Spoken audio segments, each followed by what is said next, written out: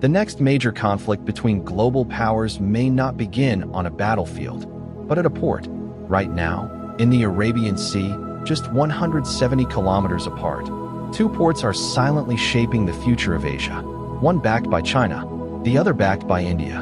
On one side lies Gwadar port in Pakistan, a deep-sea port that has rapidly transformed from a small fishing town into one of the most strategically significant maritime projects in the world. Developed under the China-Pakistan Economic Corridor, Gwadar represents Beijing's ambition to reshape global trade routes in its favor. But trade is only part of the story. To understand why Gwadar matters so much to China, we need to understand a problem known as the Malacca Dilemma. China is the world's largest importer of oil, and nearly 80% of its oil imports travel through the Malacca Strait, a narrow maritime choke point between Malaysia and Indonesia. In the event of a conflict involving China, this route can be easily blocked by rival naval powers, which would effectively cut off China's energy lifeline. And without energy, factories shut down, supply chains collapse, and military operations slow to a halt. Gwadar offers a solution. Instead of shipping oil all the way to eastern China through the Malacca Strait, oil tankers can offload their cargo at Gwadar port. From there, pipelines and highways can transport these resources directly into western China through land-based routes. This reduces China's reliance on vulnerable maritime choke points and provides Beijing with a level of energy security it previously lacked. But Gwadar's significance doesn't end there. Due to its deep water capacity and strategic location near the Persian Gulf, Gwadar also has the potential to support Chinese naval vessels in the future. Although officially described as a commercial port, analysts believe that it could eventually be converted into a dual-use facility, capable of hosting military assets such as destroyers, submarines, and surveillance ships. If that happens, China would gain a permanent presence in the Arabian Sea, just a few hundred kilometers from India's western coastline. So how does India respond? With Chabahar, located in southeastern Iran, Chabahar port represents India's strategic counterbalance to Gwadar. India has invested heavily in developing this port, along with connectivity projects that link it to Afghanistan and Central Asia. Due to its strained relations with Pakistan, India lacks direct land access to Afghanistan, which limits its ability to trade with Central Asian nations. Chabahar changes that. Through this port, Indian goods can be transported to Iran, then moved overland into Afghanistan, and further into Central Asia, completely bypassing Pakistan. But Chabahar is not just about trade.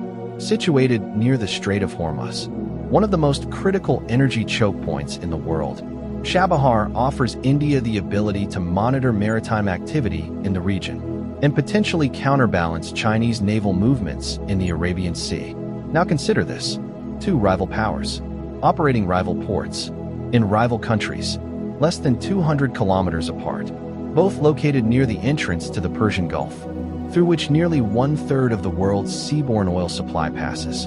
In the event of a future conflict in the Indian Ocean region, these ports could play a decisive role in determining the flow of energy, trade, and military logistics across Asia. Gwadar strengthens China's western access. Chabahar expands India's reach into Central Asia, and both represent long-term attempts to reshape the geopolitical balance of the Indo-Pacific. Gwadar port is located in Pakistan's Balochistan province, at the mouth of the Persian Gulf. This gives it immediate proximity to some of the busiest global oil shipping routes in the world. Nearly 40% of globally traded oil passes through nearby sea lanes every day. For China, which imports massive quantities of oil from the Middle East, this makes Gwadar strategically invaluable. Once oil reaches Gwadar, it can theoretically be transported through the China-Pakistan Economic Corridor directly into China's Xinjiang region using pipelines, railways, and highways. This reduces the distance oil needs to travel by nearly 12,000 kilometers compared to traditional maritime routes that pass through Southeast Asia. But the corridor itself is not immune to threats.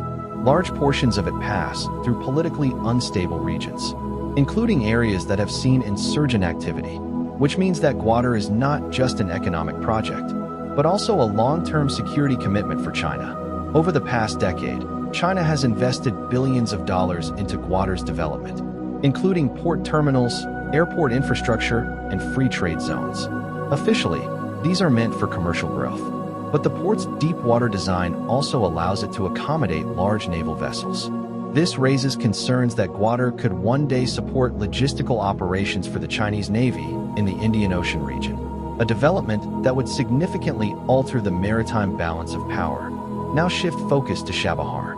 Chabahar port is located in Iran's Sistan-Balochistan province. Unlike Gwadar, Chabahar is being developed by India with a very different objective. India's primary aim is to establish an alternative trade route into Afghanistan and Central Asia, bypassing Pakistan completely.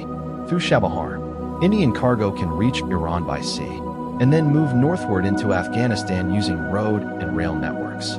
India has already supported the construction of connectivity projects linking Chabahar to inland trade corridors. This not only strengthens economic ties with Afghanistan, but also opens up access to resource-rich Central Asian markets. However, Chabahar's importance extends beyond economics. Its location near the Strait of Hormuz, one of the most strategically vital choke points in global energy trade, gives India potential oversight over critical maritime traffic. Any naval presence here could significantly enhance India's situational awareness in the region. Now consider the strategic picture. Water provides China with westward maritime access. Chabahar gives India a gateway into Central Asia. Both ports are connected to broader infrastructure networks. Both are located near critical energy corridors, and both have the potential to evolve into dual-use facilities in the future.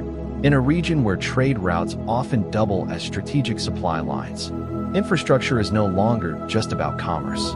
It is about influence, and in some cases, control. The competition between Gwadar and Chabahar reflects a wider contest between India and China for long-term access, presence, and leverage across the Indo-Pacific. And as both nations continue to invest in connectivity projects beyond their borders, the importance of these ports will only continue to grow. Because in the modern geopolitical landscape, ports are not just gateways for trade, they are instruments of power.